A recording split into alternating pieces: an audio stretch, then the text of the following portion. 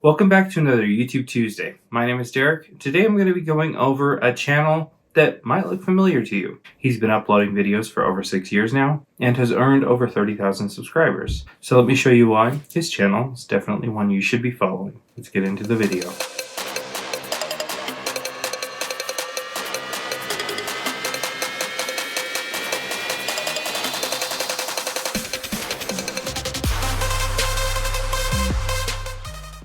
So the channel that we're going to be watching today is called Fixed Eye Repair. One of his main focuses of videos is covering Apple Watch repairs. Now, Apple Watch repairs tend to be a little bit more delicate than others. They're smaller devices, which makes them a little bit more difficult to work on. He's posted nearly 100 videos covering Apple Watch repairs, everything from glass-only repairs all the way down to soldering on flex cables and fixing water-damaged ones. In fact, he was the one that made it possible for Jerry Rig Everything to do his glass-only repair. And also the gold watch that he fixed that was at the bottom of Lake Powell. I'll let you guys discover for yourself who he is, but for now, let's watch one of his videos. I want to show you what it takes for me to take a watch that looks like this before and make it look like this after. I've just put it on the charger to see if I can get it to turn on and make sure everything still works.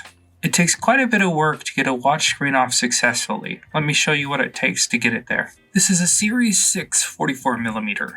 The first thing that I'm going to do is start to isolate certain pieces of glass that want to come out. These are going to be shards of glass that are on the border that aren't adhered completely to the display, using a method where I use this versatile pick mixed with some isopropyl alcohol and a few other methods, and over the course of about 20 minutes, I'm able to extract all of these shards of glass from basically half of the watch. Both the top and the right side of this watch were fairly shattered, whereas as we started to get closer to the bottom and on the other side, we need to get in there with a piece of plastic, carefully and slowly slide along the top of the gasket without damaging the display to separate the rest of the screen from the frame. Tech tip here, the plastic that he's using is from an OCA sheet. There's a specific layer of the OCA sheets. It's a protective layer that's thin enough and flexible enough, but rigid enough at the same time to be able to operate in this manner, to be able to cut in between the glass and the gasket in this case. If it was a different watch, it might be a force touch sensor, but that type of plastic is amazing for so many different types of repairs. And then the screen will come off. I'll now set the watch on a heat plate and put the suction on to hold the screen down.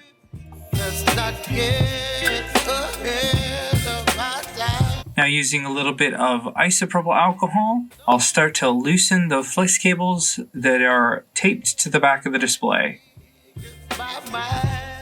Using a mixture of isopropyl alcohol and a little bit of prying with a spudger, I'll carefully separate the flex cables from the back of the display so that I can remove them from the display. Using that same tool, carefully slide in my tool here, crease that sticker back, do the same on the other sticker, and I will gently fold up each one of the flaps, just like. Now, any tool that's thin enough to work as a pry tool will work. Tweezers, this little pick, you can even use your finger now. Just anything that'll get in there and carefully flip up the flap. The temperature of the heat plate that should be used throughout this process can be anywhere between 70, 80 to 100 degrees Celsius. This type of display doesn't have any type of backlight, and it can withstand quite a bit of heat, and so subjecting it to a higher temperature than you would like an LCD, like an iPad or something, where you can't really go above 80 Celsius for more than like 5 minutes or so. Otherwise you get backlight warpage. You don't have to worry about that with Apple Watches. Like that. I firmly grip and gently pull.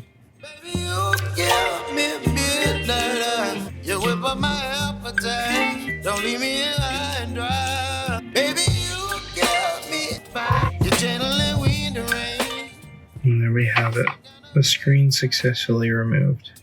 This corner looks like a good corner to start the cutting on. I'll now put it back on the heat plate, get it nice and secure.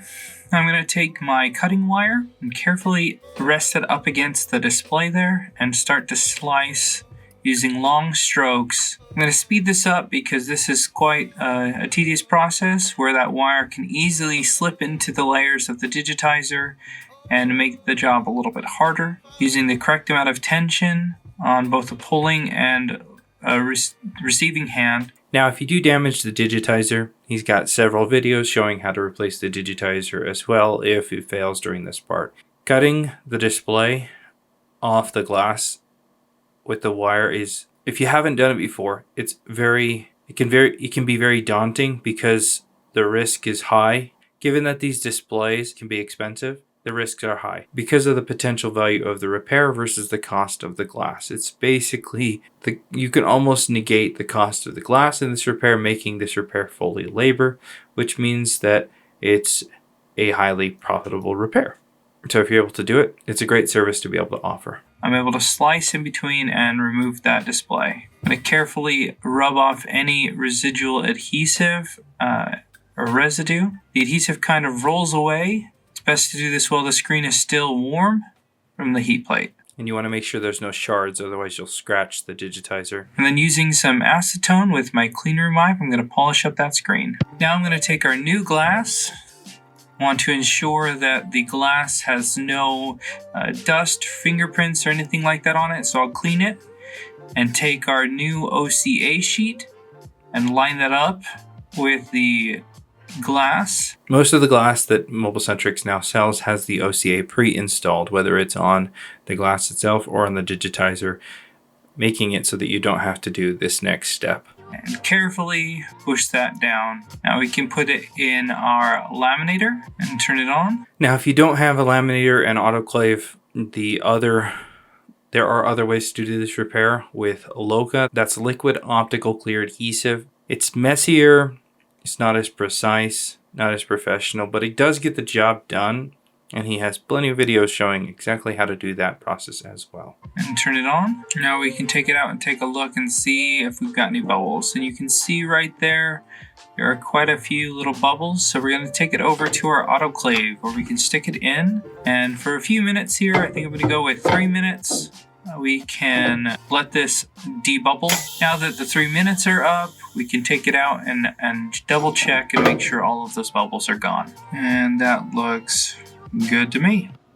Now I like to clean all of the surfaces, even though I'm just simply going to be removing this protector. I'm going to turn on our green light to double check for any dust, because we don't want any dust to get trapped in between the display and the OCA.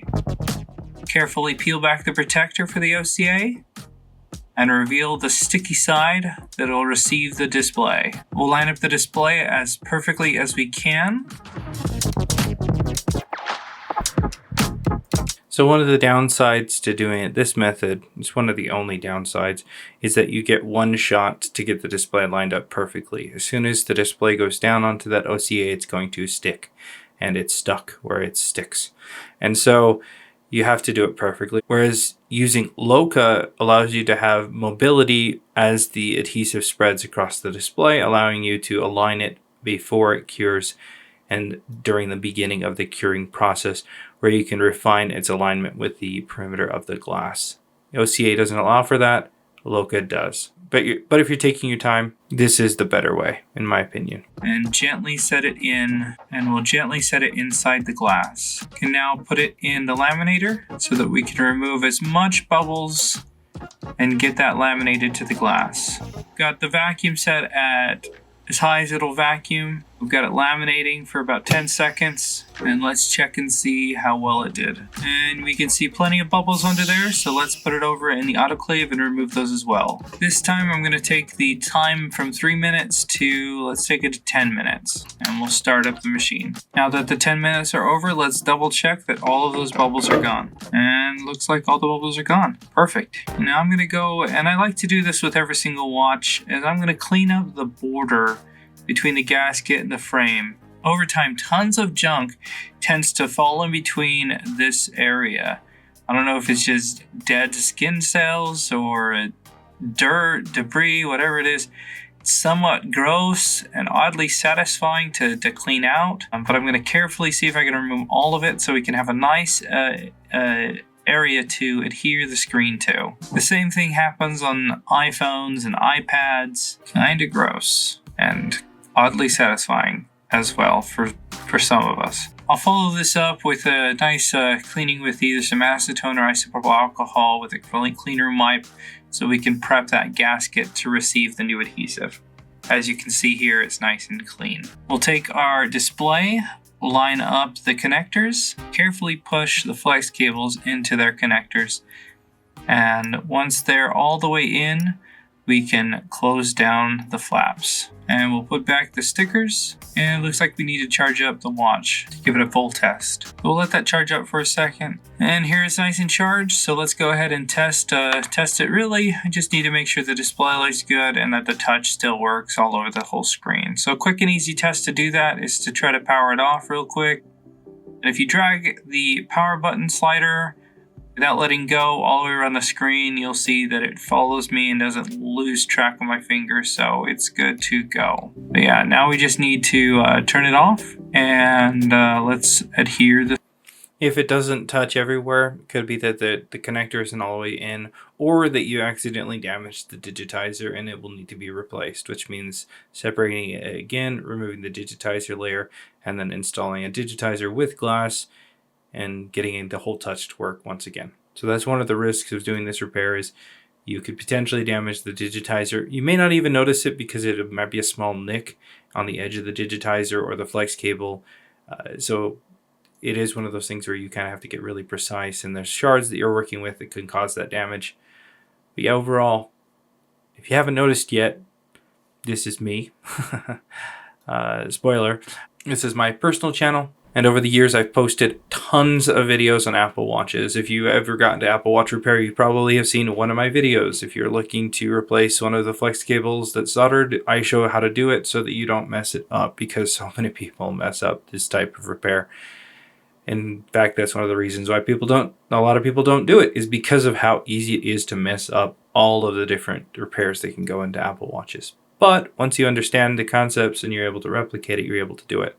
In fact, let me go get something. Here's just a little bit of the glass that I've replaced over the years. I mean, I have a couple buckets worth of this stuff. They're kind of like trophies because they each represent an hour or so of my life. So if you're wondering if this is the best way to do it, if there were a better way, I would have definitely figured it out. The screen. For that, I'm going to be using some cold press adhesive with these little blue tips.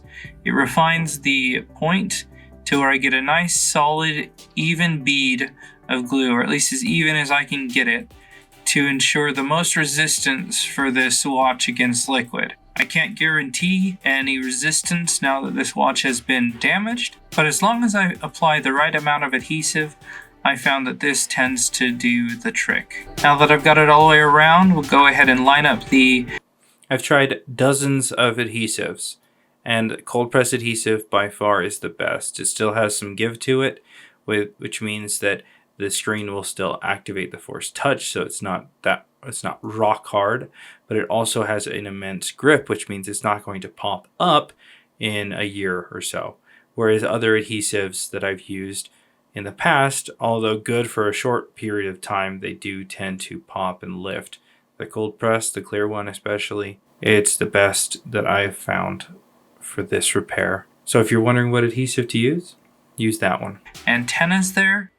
Make sure everything sits in properly, and then I'll press it down. I don't mind a little bit of squeeze out of the cold press adhesive around the border, but we will want to clean it up before it dries. So pretty much right away, I'm going to go and take a cleaner wipe with some acetone. You could even use some isopropyl alcohol here. And I'm going to clean it up nice and thoroughly, and I'm going to make this watch look as close to new as I can. I'm going to let this cure for at least overnight, but it should be done curing to a certain extent within an hour. And here's again a shot of the before and the after. Like and subscribe if you haven't already. I hope you learned something. Thanks for watching. We'll see you in the next video. All right. Hopefully you guys enjoyed that. And if you're not already following his channel, go ahead and give it a follow. If there's a channel that you'd like to see in a future video, let me know in the comments below. Thanks a ton for watching. We'll see you in the next video.